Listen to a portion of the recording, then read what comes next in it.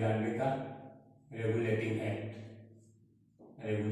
Act 20 वर्ष बाद फिर से 1793 में रेगुलेटिंग एक्ट आया, उसको बोलते हैं 1793 का रेगुलेटिंग एक्ट।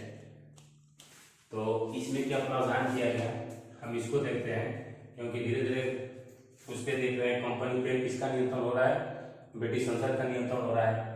तो एक तो 1793 में रेगुलेटिंग एक्ट आया, इसके बाद 1784 में जो एक्ट आया 11 साल बाद, वो पिट्स इंडिया एक्ट था, वो रेगुलेटिंग एक्ट नहीं था। इसके बाद 1786 में एक्ट आया, वो सिर्फ कर्नवालिस के लिए लाया गया था। 1793 में फिर से रेगुलेटिंग एक्ट आता है। इसमें क्या क्या प्रावधान किया गया, इसमें प्रावधान ये किया गया, प्रावधान मतलब इसमें क्या क्या मुख्य बातें थी, इस एक्ट की क्या विशेषता थी।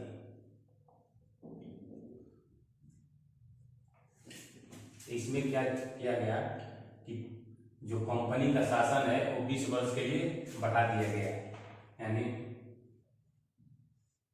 कंपनी का जो व्यापार है वो 20 वर्ष के लिए बढ़ा दिया गया। कितने वर्ष के लिए? 20 वर्ष के लिए। ठीक है। आप जो कंपनी एक ट्रेड मोनोपोली करती थी, यानी व्यापार एकाधिकार, सिर्फ ईस्ट इंडिया कंपनी जाकर क्या करेगी, भारत से व्यापार करेगी, उसमें क्या किया गया, जो एकाधिकार है व्यापार में उसको 20 वर्ष के लिए बढ़ा दिया गया, 20 वर्ष के लिए बढ़ा दिया गया कि ठीक है आप 20 वर्ष के लिए और आप ट्रेड मोनोपोली के लिए यानी व्यापार एकाधिकार करिए, उसको 20 वर्ष के लिए बढ़ा दिया गया। और इसमें क्या प्रावधान किया गया कि पहली बार लिखित विधि की नींव पड़ी, लिखित विधि यानी नींव पड़ी, यानी पहली बार आप कोई लिखित विधि यानी लिखित कानून बना सकते हैं। पहली बार लिखित विधि की नींव कब पड़ी, तो 1793 का रेगुलेटिंग एक्ट में। इसके बाद इसमें क्या प्रावधान किया गया कि जो बोर्ड ऑफ कंट्रोल है, बोर्ड ऑफ कंट्रोल, इनका वेतन कहाँ से दिया जाता था, जो 1793 का जो रेगुलेटिंग एक्ट था, जो 1773 का रेगुलेटिंग है, उसमें कहा गया था कि कर्मचारी का वेतन बढ़ा दिया जाएगा, लेकिन देता कौन था, कंपनी देती थी। अब इस पर धीरे धीरे क्या हो रहा है कि ब्रिटिश संसद जब नियंत्रण कर रहा है, तो संसद क्या चाह रही है, जो शेयर होल्डर है वो क्या चाह रहे हैं कि हम ज्यादा से ज्यादा प्रॉफिट कमाएं। तो जो ये बोर्ड ऑफ कंट्रोल था, इनका वेतन कहाँ से दिया जाने लगा, भारत से, का वेतन भारत से दिया जाएगा। बोर्ड ऑफ कंट्रोल का वेतन कहाँ से दिया जाएगा, भारत से दिया जाएगा। तो जो 6 मेंबर थे, 6 मेंबर, जब 6 मेंबर का वेतन कहाँ से दिया जाएगा, भारत से, जब 6 मेंबर का भारत से दिया जाएगा वेतन, इसका मतलब इनका वेतन जो कंपनी दे रही थी वो तो बचेगा, जो कंपनी इनको पैसा दे रही थी वो बचा, तो वो बचा तो क्या होगा, वो सब शेयर होल्डर में डिवाइड होगा। मान लीजिए 6 लोगों को मान लीजिए 20,000, यहाँ मान लीजिए 30,000 पाउंड, 30,000 पाउंड टोटल कंपनी देती थी 6 लोगों को, एक को कितना पड़ा, 5,000 पाउंड, मान लीजिए 5,000 पाउंड पड़ा एक लोगों को। तो जो ये 5,000 पाउंड पड़ा, तो ये तो कहाँ से देती थी, कंपनी देती थी। इससे पहले तो 1793 के रेगुलेटिंग एक्ट से पहले कौन देती थी, कंपनी देती थी। और जो ये 30,000 पाउंड है, ये लोग क्या करेंगे, भारत से लेंगे, और जो 30,000 पाउंड जो कंपनी को बच रहा है, वहां मान लीजिए 10 शेयर होल्डर है, इसमें कंपनी में।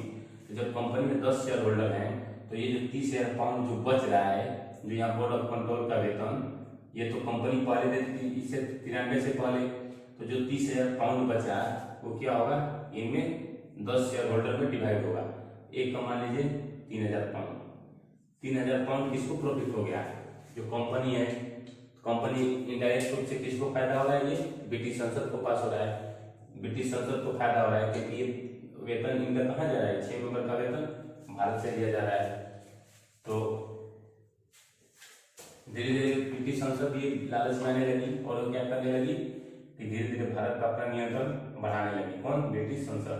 क्योंकि इनडायरेक्ट रूप से देखा जाए तो कंपनी को रेगुलेट कौन कर रहा है, ब्रिटिश संसद ही कर रहा है। तो 1793 के रेगुलेटिंग एक्ट में बस यही 3 प्रावधान था। क्या प्रावधान था? कंपनी का व्यापार 20 वर्ष के लिए बढ़ा दिया गया। इसके बाद लिखित विधि की नींव पड़ी। ठीक है, अब लिखित जो भी कानून बनेगा वो कैसा होगा? लिखित होगा, न कि जैसे आज भी देखे होंगे कि भारत में जो संविधान है वो कैसा है? लिखित संविधान यानी लिखा हुआ संविधान। लेकिन जब ब्रिटेन में जाइएगा तो वहां लिखित संविधान नहीं है। तो उसी तरह भारत में क्या नींव पड़ी कि ठीक है आप कानून बनाएंगे, गवर्नर जनरल को दिया गया कि आप कानून बनाएंगे, लेकिन कैसा कानून? लिखित कानून, न कि मुंह से बोलकर आप कोई भी कानून बना दिए कि ठीक है कल से हम 50% टैक्स लगा दिए। तो वो 50% टैक्स लगाएंगे, लेकिन कैसे? लीक कर दिया जाएगा कि हाँ ठीक है हम 50% टैक्स लगाए, वो लीक कर कानून बना जाएगा।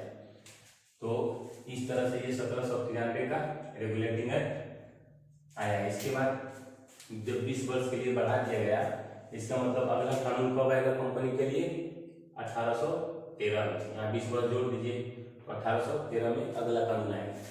तो नेक्स्ट कानून आता है, नेक्स्ट एक्ट आता है 1813 का रेगुलेटिंग एक्ट।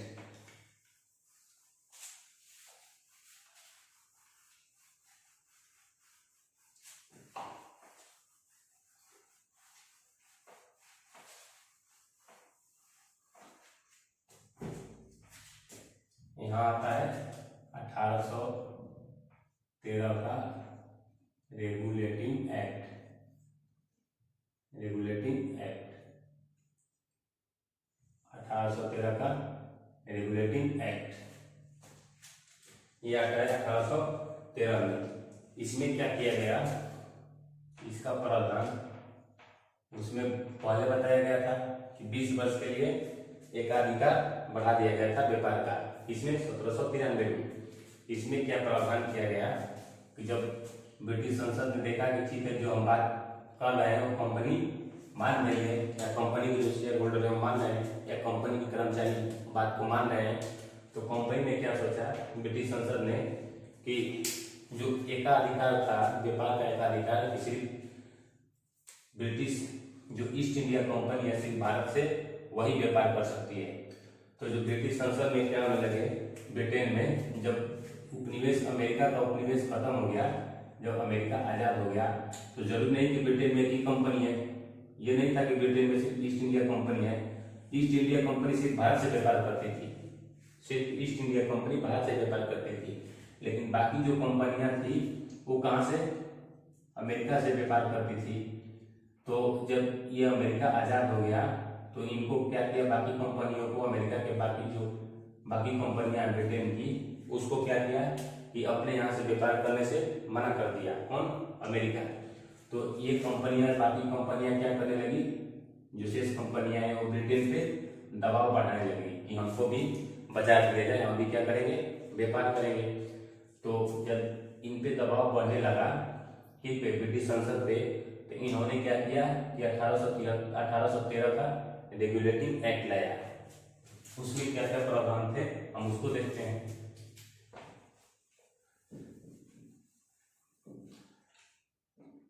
तो उसमें पहला प्रावधान किया गया कि जो ईस्ट इंडिया कंपनी थी,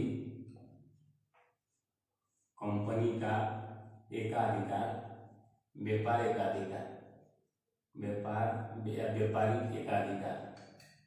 एकाधिकार समाप्त कर दिया गया,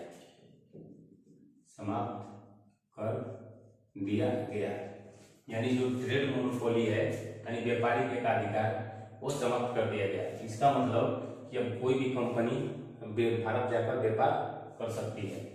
और इसको बोला गया कि सिर्फ चाय और चीन से व्यापार कौन करेगा? East India company. सिर्फ चाय का व्यापार कौन कर सकता है? ईस्ट इंडिया कंपनी कर सकती है।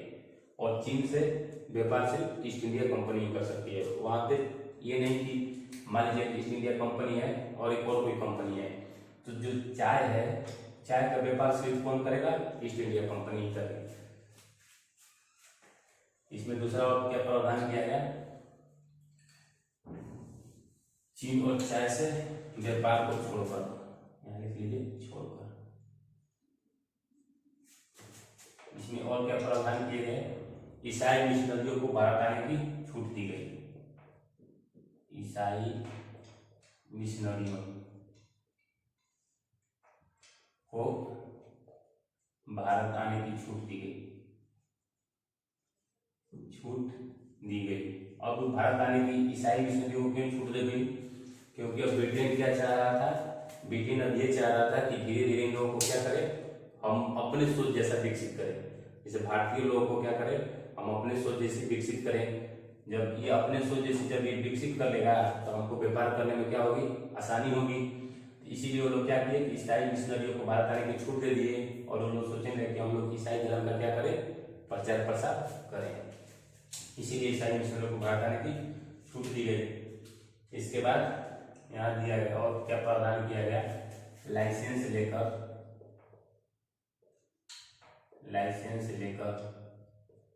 कोई भी ब्रिटिश भारत जा सकता है, कोई भी ब्रिटिश भारत जा सकता है। कोई भी ब्रिटिश नागरिक लाइसेंस लेकर भारत क्या कर सकता है, जा सकता है और क्या कर सकता है, व्यापार कर सकता है, व्यापार कर सकता है। इसमें प्रावधान किया गया 1873 के रेगुलेटिंग एक्ट में। और क्या प्रावधान इसमें किए गए, 1 लाख पहली बार क्या हुआ, 1 लाख इसमें क्या किया गया, शिक्षा पे व्यय किया गया। पहली बार 1 लाख रुपया शिक्षा पर व्यय किया गया, यानी खर्च किया गया। अब ये शिक्षा पर क्यों खर्च कर रहे हैं, खर्च किया गया।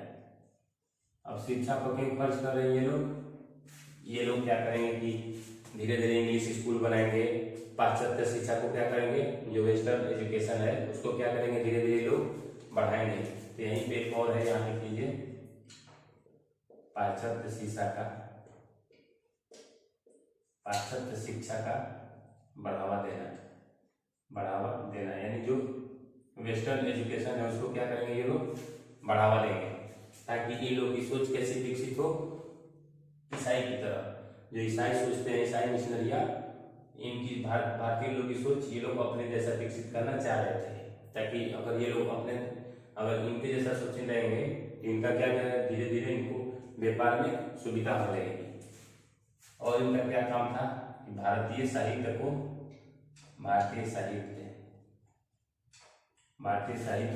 समझा जाए। जब भारतीय साहित्य को ये लोग जान जाएंगे तो जो भारत का कल्चर है, भारत का रहन सहन कैसा है, वो लोग ये क्या चाह रहे थे, भारतीय साहित्य को समझा जाए।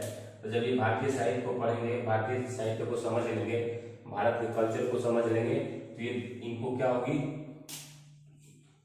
अपने धर्म में इनको क्या होगी कि अपने जैसा बनाने में क्या होगी, भारतीय लोगों को सुविधा होगी। जैसे भारतीय भी सोच है, मान लीजिए कि हिंदू धर्म है या चाहे मुस्लिम धर्म है, और ये लोग चाह रहे हैं कि नहीं हम ये लोग ईसाई बनाए, तो आप डायरेक्टली किसी को फोर्स नहीं कर सकते हैं। तो मान लीजिए एक आदमी को फोर्स किए, 2 आदमी को फोर्स किए, 10 आदमी को फोर्स करके आप ईसाई बना दिए। लेकिन अब एक पूरे गाँव को चाहे पूरे इकट्ठे मान लीजिए अगर किसी को बनाएंगे तो वहाँ पे क्या होंगे, दंगे होने लगेंगे। तो इसलिए इन्होंने क्या किया कि इन्होंने सोचा कि पहले हम भारतीय साहित्य को समझ जाते हैं, तो भारतीय साहित्य को जब समझ लेंगे तो हम क्या करेंगे कि भारतीय साहित्य को अपने अनुसार ढाल लेंगे। मान लीजिए अगर भारतीय साहित्य को फारसी में लिखा है या फिर संस्कृत में लिखा है, तो उसको क्या करेंगे कि समझकर इंग्लिश में अनुवाद कर लेंगे, और इंग्लिश में अनुवाद करके फिर अपने जैसा बना लेंगे। और इसके बाद उनका प्रचार प्रसार धीरे धीरे हम भारतीय लोगों में करेंगे। तो ये प्रावधान किया गया किसमें, 1813 का रेगुलेटिंग एक्ट में। इसके बाद क्या किया गया कि जो बंगाल का गवर्नर के अलावा, बंगाल के गवर्नर जनरल के अलावा प्रांतीय गवर्नर को भी विधि बनाने की छूट दी गई, विधि बनाने की छूट दी गई।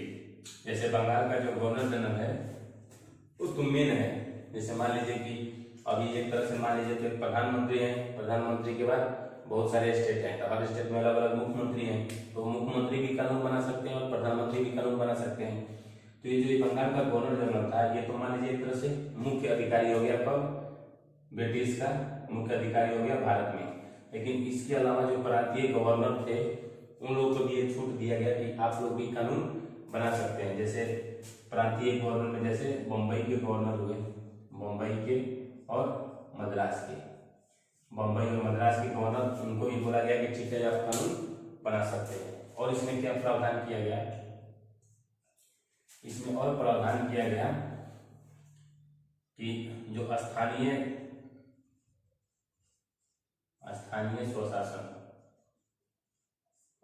को भी विधि बनाने की छूट दी गई, विधि बनाने की छूट दी गई। जैसे राजा महाराजा हुए, जब जैसे बहुत सारे, अभी भी ये नहीं कि पूरे भारत ब्रिटेन का अधीन था, कुछ कुछ एरिया ऐसा था जहाँ पे राजा का भी अधिकार हुआ करता था। जैसे भारत में सिर्फ 11 ही ऐसे मेन इलाका थे, 11 इलाका जहाँ पे ब्रिटिश का नियंत्रण था, बाकी सब क्या थे, राजा के अधीन थे। तो उन लोगों को भी छूट दिया गया कि आप क्या कर सकते हैं, कानून बना सकते हैं। तो स्थानीय स्वशासन को भी विधि बनाने की छूट दी गई। किस प्रावधान में, 1813 के रेगुलेटिंग एक्ट में।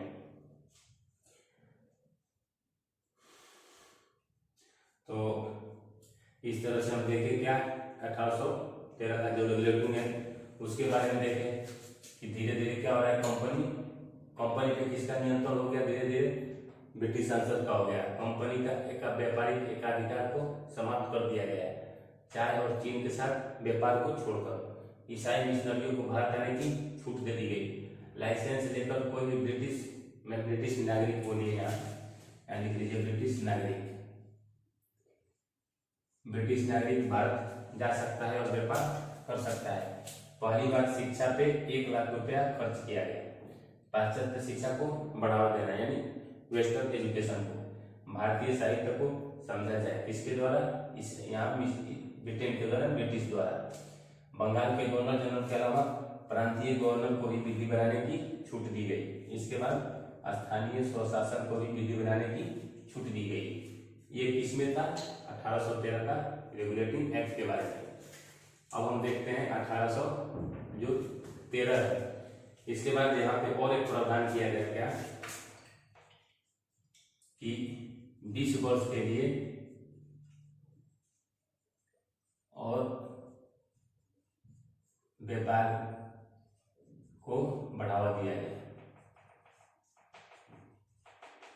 यानी 20 वर्ष के लिए और बोला गया कि आप ट्रेड मोनोपोली नहीं कर सकते हैं, मतलब व्यापारिक एकाधिकार को समाप्त कर दिया गया। लेकिन बोला गया कि 20 वर्ष आपका व्यापार और क्या हो रहा है, 20 वर्ष के लिए आपकी समय अवधि को बढ़ाया जा रहा है, किसकी, ईस्ट इंडिया कंपनी का। तो इसके बाद जो एक्ट आएगा वो कब आएगा, 1833 में आएगा। तो यहाँ पे आता है 1833 का रेगुलेटिंग एक्ट। इसको स्क्रीनशॉट ले लीजिए।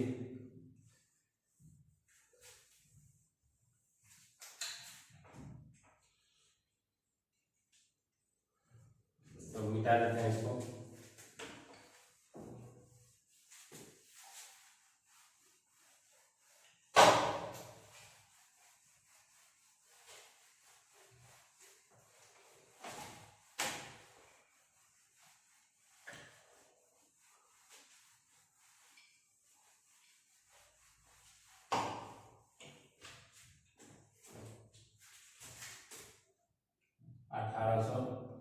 का चार्टर एक्ट,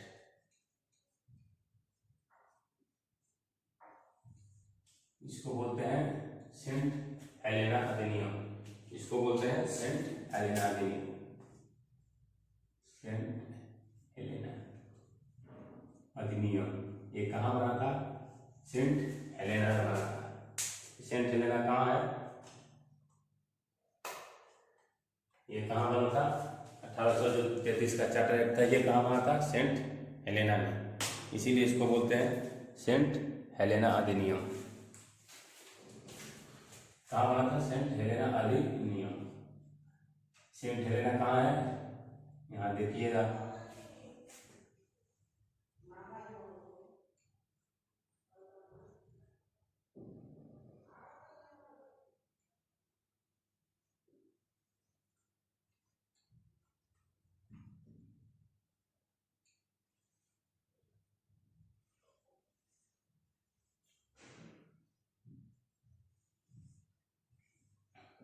देखिएगा तो यहाँ पे है सेंट हेलेना। क्या है? Saint Helena, saint Helena.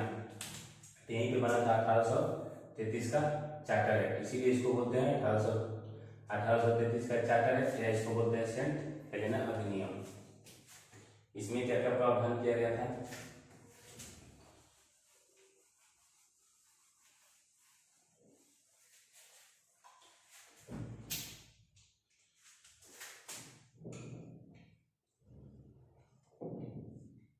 इसमें क्या प्रावधान किया गया था कि पूर्ण रूप से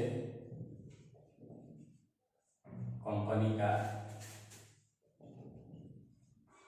व्यापारिक एकाधिकार समाप्त कर दिया गया है।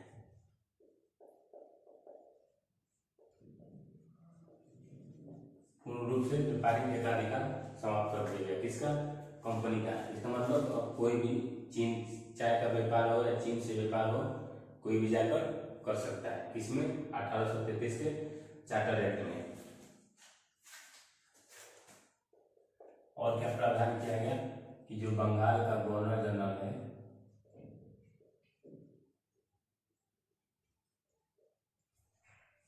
बंगाल का गवर्नर जनरल, अब उसको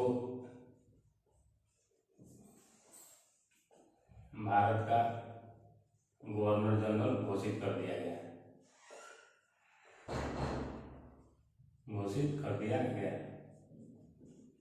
बंगाल के गवर्नर जनरल को भारत का गवर्नर जनरल घोषित कर दिया गया। इसका मतलब सिर्फ बंगाल पे ही नहीं, अब उसका नियंत्रण कहाँ हो गया? लगभग पूरे भारत पे नियंत्रण हो गया। किसका? एक तरह से गवर्नर जनरल मानिए, और गवर्नर जनरल किसका आदमी है? तो ब्रिटिश का ही आदमी है। एक तरह से पूरे ब्रिटेन का नियंत्रण पूरे भारत पे हो गया।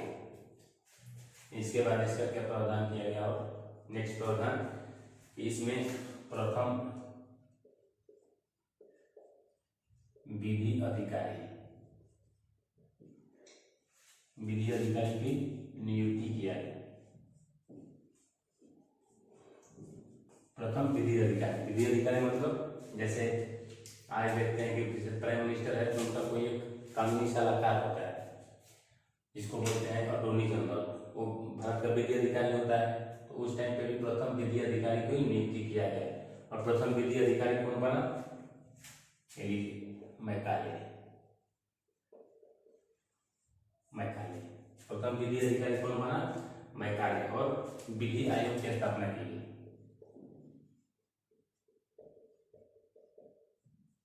विधि आयोग की स्थापना किसकी अध्यक्षता में? मैकाले की अध्यक्षता में प्रथम विधि अधिकारी की स्थापना की गई। और प्रथम विधि अधिकारी कौन बना? मैकाले बना। इसके बाद जो भारत के गवर्नर जनरल द्वारा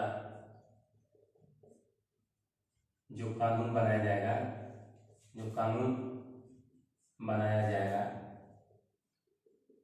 उसको क्या कहा जाने लगा? पहले उसको विधि कहा जाता था, अब क्या कहा जाने लगा? अधिनियम। उसको अधिनियम कहा जाने लगा, अधिनियम कहा जाने लगा। किस एक्ट के तहत? 1833 में चार्टर एक्ट के तहत भारत के गवर्नर जनरल द्वारा जो कानून बनाया गया था उसको क्या कहा जाने लगा? उसको कहा जाने लगा अधिनियम। उसको अधिनियम कहा जाने लगा। इसके बाद इसमें और क्या प्रावधान किए गए?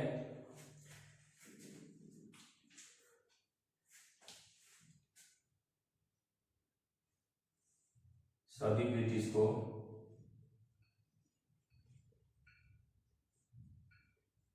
भारत में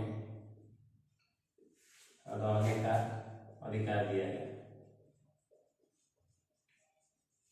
मतलब कोई भी ब्रिटिश, पहले भी था कि लाइसेंस लेकर आप जा सकते हैं, लेकिन इसमें क्या प्रावधान किया गया कि कोई भी ब्रिटिश भारत में जाकर रह सकता है। इसमें और क्या प्रावधान किए गए? और इसमें प्रावधान किया गया कि जो भर्ती होगी, जैसे कंपनी में जो भर्ती होती थी, तो यहाँ भर्ती होगी योग्यता के योग्यता के आधार पर भर्ती किया जाएगा। योग्यता के आधार पे भर्ती किया जाएगा। पूर्ण रूप से कंपनी का व्यापारिक अधिकार समाप्त कर दिया गया। बंगाल के गवर्नर जनरल को भारत का गवर्नर जनरल घोषित किया गया। कब? 1833 में एक्ट के तहत प्रथम विधि अधिकारी की नियुक्ति किया गया। तो प्रथम विधि अधिकारी कौन बना था? Lord Macaulay. भारत के गवर्नर जनरल द्वारा जो भी कानून बनाया जाता था उसको क्या कहा जाने लगा? अधिनियम कहा जाने लगा। और सभी ब्रिटिश को भारत में रहने का अधिकार दिया गया। इसके बाद योग्यता के आधार पर भर्ती किया जाएगा। तो अब देखिए, कंपनी में जब ये समाप्त हो गया व्यापारिक अधिकार, तो कंपनी अब कैसी हो गई? यहाँ वो लिख लीजिए, कंपनी को पूर्ण रूप से राजनीतिक अधिकार दिया गया। राजनीतिक अधिकार पूर्ण रूप से कैसा अधिकार दिया गया? राजनीतिक अधिकार दिया गया। किस अधिनियम के द्वारा? 1833 के चार्टर एक्ट के तहत। तो और यहाँ लिख लीजिए, तो जो भारत का है तो और यहाँ नोट कर लीजिए, भारत का प्रथम गवर्नर जनरल कौन बनता है यहाँ पे? Lord William Bentinck. Lord William Bentinck ये पूछा गया है कि भारत का 1833 में एक्ट के तहत भारत का प्रथम गवर्नर जनरल कौन था? Lord William Bentinck. तो इस तरह से हम देखे 1833 का अधिनियम, और इससे पिछले हम देखे 1813 का चार्टर एक्ट अधिनियम। हम नेक्स्ट क्लास में देखेंगे 1800 जो 20 वर्ष बाद फिर आएगा, तो उसको देखेंगे हम 1853 का चार्टर एक्ट। इसके बाद फिर 1858 में तो क्रांति हो जाएगी, 1857 की क्रांति हो जाएगी। तो हम उसको नेक्स्ट क्लास में देखेंगे। आज के लिए इतना है।